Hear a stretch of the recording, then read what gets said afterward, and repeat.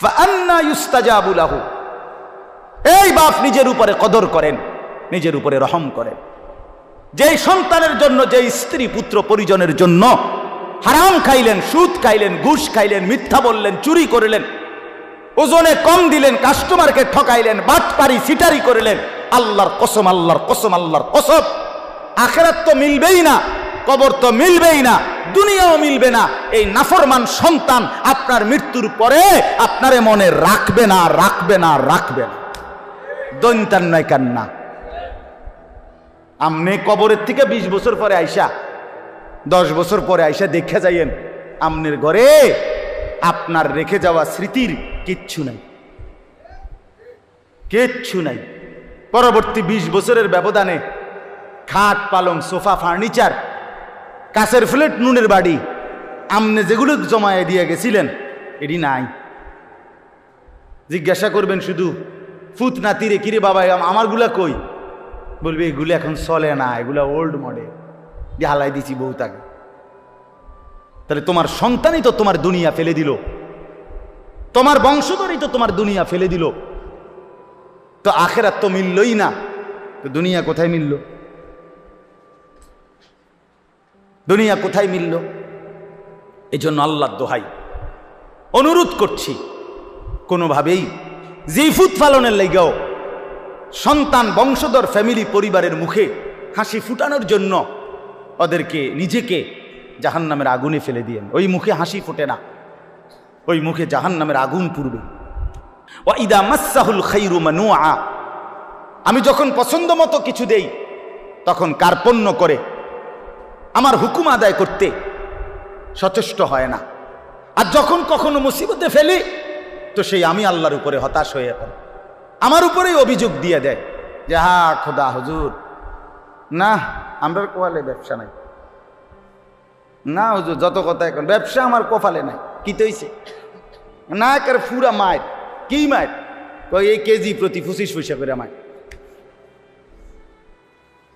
প্রতি কেজি আলুতে হয়তো কি 20 পয়সা মার খাইছে, নাইলে 50 পয়সা মার খাইছে। এইটার আফসুসে আল্লাহর আরো শুদ্ধা কাঁপে, এটার আফসুসে। তাহলে একটু হারাইলে এই পরিমাণ আফসুস, কিন্তু পাইলে সেই পরিমাণ কৃতজ্ঞতা কোথায়? কথা বলেন। এই জন্য বাপ আমার, আল্লাহ তাআলা এবার পরের কথাগুলো শুনেন। তাহলে প্রথম কথা আল্লাহ তাআলা তুলে ধরছে, মানুষের স্বাভাবিক তবিয়ত হলো মানুষ ভীরু, মানুষ লোভী, মানুষ অধৈর্য, মানুষ আমি আল্লাহ তাআলার ফয়সালা পর্যন্ত অপেক্ষা করতে চায় না। আল্লাহর নবী সাল্লাল্লাহু আলাইহি সাল্লাম বলেন, ওয়াল্লাহি লান তামুতা নাফসান হাত্তা তাস্তাকমিলা রিজকাহা। নবীজি বলেন, আল্লাহর কসম উম্মত, তোমাদের কারো মৃত্যু হবে না তার জন্য বরাদ্দকৃত রিজিক পূর্ণ না করে। রিজিক পূর্ণ করেই মরবে। আল্লাহর নবী সাল্লাল্লাহু আলাইহি ওয়াসাল্লাম বলছেন, লা ইয়াহমিলান্নাকুম ইসতিবতাউর রিজকি ফি মাআসিল্লাহ।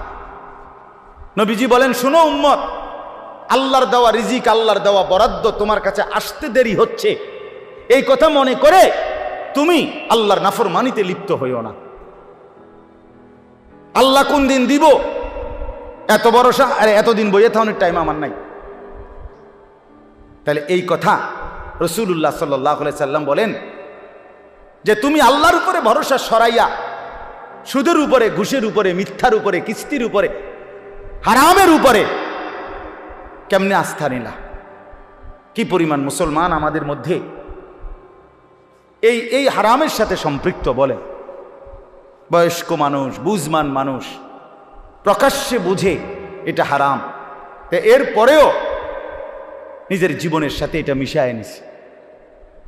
কোরআনুল কারীমের সূরা বাকারার মধ্যে আছে, কোন ব্যক্তিকে জিনে ধরলে, ভূতে ধরলে, যেরকম সে এলোমেলো কথা বলে, আউলা জাউলা কথা বলে, চোখ টোক বিভিন্ন দিকে ঘুরায়, মাথা মুতা লাড়ে, কসম আল্লাহর কোরআনে আছে, আল্লাহ তাআলা বলেন, সুদখোর কিয়ামতের দিন এইভাবে মাতালগ্রস্ত, জিনে ধরুন না, ভূতে ধরুন না, মানুষের মতো দাঁড়াবে।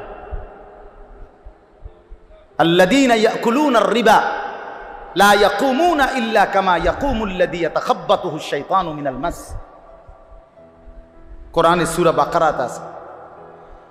আল্লাহ তাআলা বলেন সুদখোরের পরিণতি হবে, সে দাঁড়াবে এই অবস্থায় যেন শয়তান, জিন, দুষ্ট কিছু তার উপরে আসর করছে, এরকম মাতালের মতো, মাতালের মতো। এজন্য দয়া করে এটা বুঝতে শিখেন। প্রসঙ্গক্রমে বললাম এটা ভাবতে শিখেন। কেন আপনি হারাম রোজগার করবেন? কেন আপনি হারামের রাস্তায় যাবেন? একটা কথা জরুরি মনে রাখেন বাপ, আল্লাহ তাআলা কোরআনুল কারীমের মধ্যে আছে দুইটা আয়াত, একই রকম আল্লাহ বলছে। আল্লাহ বলছে আমি আদম থেকে মুহাম্মদ সাল্লাল্লাহু আলাইহি সাল্লাম যত নবী এবং রসুল পাঠিয়েছি, এই ১৬ লাখ নবী, ১,২৪,০০০ বা ২,২৪,০০০ বা তার চাইতে বেশি কম, আল্লাহ পাক সকল নবীকে বলছেন দুইটা কথা। এক, তোমরা হালাল খাও, অতঃপর আমি আল্লাহর বন্দিগি করো, অতঃপর আমার বন্দিগি করো। ইয়া আইয়ুহার রুসুল কুলু মিনাত তাইয়্যিবাত ওয়া আমালু সালিহা, হে রাসূলগণ তোমরা হালাল খাও এবং নেক আমল করো। আল্লাহর নবী সাল্লাল্লাহু আলাইহি সাল্লাম বলেন উম্মত শোনো, হে মুমিনরা তোমরাও শোনো। নবীজি বলছে সমস্ত নবীকে আল্লাহ তাআলা এই কথাইটা যেরকম হুবহু বলছেন, খোদার কসম আল্লাহ মুমিন ইমানদার বান্দাদেরকেও এই কথাটা হুবহু নবীদের মতো করে ইমানদারদেরকেও বলছে। ইয়া আইয়ুহাল্লাযীনা আমানু কুলু মিন তাইয়্যিবাতি মা রাযাকনাকুম। আল্লাহ তাআলা বলেন হে ইমানদারগণ, তোমরা আল্লাহর দেওয়া রিজিকের হালাল যা তাই ভক্ষণ করো, তাই ভক্ষণ করো। ওয়াশকুরুলা, আল্লাহর শুকর আদায় করো। ইন কুনতুম ইয়্যাহু তা'বুদুন, যদি আল্লাহর বন্দেগী করতে চাও তাহলে আল্লাহর ইবাদতের জন্য হালাল খাও। তাহলে হালাল খাওয়া ইবাদতের জন্য বাধ্যতামূলক, নবীদের জন্য, উম্মতের জন্য। কথাটা বুঝছেন কিনা? তিরমিজি শরীফের হাদিসের মধ্যে আছে রাসূলুল্লাহ সাল্লাল্লাহু আলাইহি সাল্লাম একদিন সচক্ষে দেখলেন কাবা ঘরের গিলাফ দইরা, চুল এলোমেলো, অনেক দূর থেকে সফর করে আসছে, বড় বেশি কাকুতি মিনতি করে আল্লাহর কাছে দুই হাত তুলে এক লোক আল্লাহর কাছে ফরিয়াদ করতেছে, ইয়া রব, ইয়া রব, আয় আল্লাহ আমাকে এই দেন, এই দেন, এটা দেন, ওইটা দেন, ওইটা দেন। নবীজি সাহাবীদেরকে দেখাইয়া বললেন দেখো ওই লোকটার দিকে দেখো, মাতআমুহু হারাম, মাশরাবুহু হারাম, মালবাসুহু হারাম, গুযিয়া বিল হারাম, ফাআন্না ইউস্তাজাবু লাহু। নবী সাল্লাল্লাহু আলাইহি সাল্লাম বলেন দেখো সে যা খেয়েছে হারাম, সে যা পান করেছে তাও হারাম, সে যে পোশাক পরছে তাও হারাম, তার শরীরের যে গোশতগুলো হয়েছে এটাও হারাম। সে কাবা ঘর মাথাত লইয়া লাইলে কি লাভ হবে? কিভাবে তার দোয়া কবুল হবে? রাসূলুল্লাহ সাল্লাল্লাহু আলাইহি সাল্লাম বলেছেন ফাআন্না ইউস্তাজাবু লাহু। এই বাপ নিজের উপরে কদর করেন, নিজের উপরে রহম করেন। যেই সন্তানের জন্য, যেই স্ত্রী পুত্র পরিজনের জন্য হারাম খাইলেন, সুদ খাইলেন, ঘুষ খাইলেন, মিথ্যা বললেন, চুরি করলেন, ওজনে কম দিলেন, কাস্টমারকে ঠকাইলেন, বাটপারি সিটারি করলেন, আল্লাহর কসম, আল্লাহর কসম, আল্লাহর কসম, আখিরাত তো মিলবেই না, কবর তো মিলবেই না, দুনিয়াও মিলবে না। এই নাফরমান সন্তান আপনার মৃত্যুর পরে আপনারে মনে রাখবে না, রাখবে না, রাখবে না। দৈন্তান নয় কান্না। আমনে কবরের থেকে 20 বছর পরে আইসা, 10 বছর পরে আইসা দেখে যাইয়েন আমনের ঘরে আপনার রেখে যাওয়া স্মৃতির কিচ্ছু নাই, কিচ্ছু নাই। পরবর্তী 20 বছরের ব্যবধানে খাট, পালং, সোফা, ফার্নিচার, কাছের ফ্লেট, নুনের বাড়ি, আমনে যেগুলো জমায়ে দিয়ে গেছিলেন এটি নাই। জিজ্ঞাসা করবেন শুধু ফুত নাতিরে, কিরে বাবা আমারগুলা কই? বলবে এগুলো এখন চলে না, এগুলা ওল্ড মডেল, দিয়ে হালাই দিছি বহুত আগে। তাহলে তোমার সন্তানই তো তোমার দুনিয়া ফেলে দিল, তোমার বংশধরই তো তোমার দুনিয়া ফেলে দিল। তো আখিরাত তো মিললই না, তো দুনিয়া কোথায় মিলল? দুনিয়া কোথায় মিলল? এই জন্য আল্লাহর দোহাই, অনুরোধ করছি, কোনোভাবেই জিফুত পালনের লাইগাও সন্তান বংশধর ফ্যামিলি পরিবারের মুখে হাসি ফুটানোর জন্য ওদেরকে নিজেকে জাহান্নামের আগুনে ফেলে দিয়েন। ওই মুখে হাসি ফোটে না, ওই মুখে জাহান্নামের আগুন পুড়বে, আগুন পুড়বে। আল্লাহ তাআলা কোরআনুল কারীমের মধ্যে বলছে, তালফাহু ওয়ুজুহাহুমুন নার ওয়া হুম ফিহা কালিহুন। আল্লাহ বলে জাহান্নামীর চেহারাকে মাছ যেভাবে তেলের মধ্যে চাপ দিয়া দিয়া ভাজে, এক পিঠে চাপ দিলে যেরকম ভাজি করে আবার আরেক পিঠে, খোদার কসম আল্লাহ বলছেন জাহান্নামীর দুই চেহারাকে, গালকে এইভাবে জাহান্নামের আগুনে চাপ দিয়ে দিয়ে পোড়ানো হবে। ওয়াহুম ফিহা কালিহুন। আল্লাহ বলে জাহান্নামীর চেহারাটা বিভৎস কালো হয়ে যাবে। আলাম তাকুন আয়াতি তুতলা আলাইকুম ফাকুনতুম বিহা তুকাদ্দিবুন। আল্লাহ বলেন, আল্লাহ তখন বলবেন জাহান্নামী, আমি আল্লাহর আয়াত, আমার হুকুম, আমার বিধান বারবার তোমার কাছে পড়া হয়েছিল, বলা হয়েছিল, শোনানো হয়েছিল, কিন্তু ফাকুনতুম বিহা তুকাদ্দিবুন, তুমি না ফরমান, আমার প্রত্যেকটা কথাকে মিথ্যা মনে করেছিলে। এই আয়াত এই সূরার শুরুতেই আছে। আল্লাহ বলেন ইউবাসসারুনাহুম ইয়াওয়াদ্দুল মুজরিমু লাউ ইয়াফতাদি মিন আযাবি ইয়াউমি ইদিম বিবানিহ। আল্লাহ বলেন নাফরমান হাসরের ময়দানে জাহান্নামের দৃশ্য দেখতে পাবে। জাহান্নামের দৃশ্য যখন দেখবে, খোদার কসম আল্লাহ বলেন প্রত্যেক পাপী নাফরমান আল্লাহকে বলবে, আল্লাহ আমাকে জাহান্নাম থেকে বাঁচিয়ে দেন, বিনিময়ে আজকের এই দিনে আমার যত সন্তান তাদেরকে জাহান্নামে দিয়ে দেন। ওয়া সাহিবাতিহি, আমার স্ত্রীকে জাহান্নামে দিয়ে দেন। ওয়া আখিহি, আমার ভাইকে জাহান্নামে দিয়ে দেন। ওয়া ফাসিলাতিহি আল্লাতী তুযি, আমার মহল্লাবাসী যাদের সাথে আমি থাকতাম তাদেরকেও জাহান্নামে দিয়ে দেন। ওয়ামান ফিল আরদি জামিআ, আল্লাহ গোটা জমিনের সমস্ত মানুষকে জাহান্নামে দিয়ে দেন। সুম্মা ইউনজি, বিনিময়ে শুধু আমারে বাঁচায়া দেন। আল্লাহ আমারে বাঁচায়া দেন। জাহান্নামের দৃশ্য দেখে সে এই পরিমাণ ভয় পাবে। আল্লাহ বলেন কাল্লা, কি বলবেন? কাল্লা, না বান্দা কখনোই হবে না। ইন্নাহা লাযা, জাহান্নামের আগুন বড় লেলিহান আগুনের শিখা।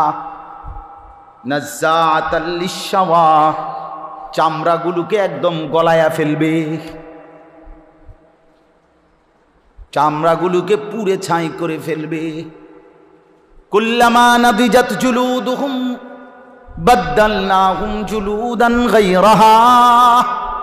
আল্লাহ বলেন নাফরমানের জাহান্নামে চামড়া যখন জ্বলে যাবে, সাথে সাথে চামড়া নতুন করে বানিয়ে দেয়া হবে। কুল্লামা আরাদু আন ইয়াখরুজু মিনহা উঈদু ফিহা। আল্লাহ বলে জাহান্নামী যখন আগুনের মধ্যে সাঁতার কাইটা পারে আসতে চাইবে, ফেরেশতা তখন লাথি দিয়া আবার আগুনের মধ্যেই ফেরত দিয়ে দিবে।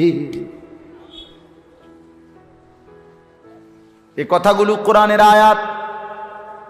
ইন্নাল মুজরিমিনা ফি আযাবি জাহান্নাম খালিদুন।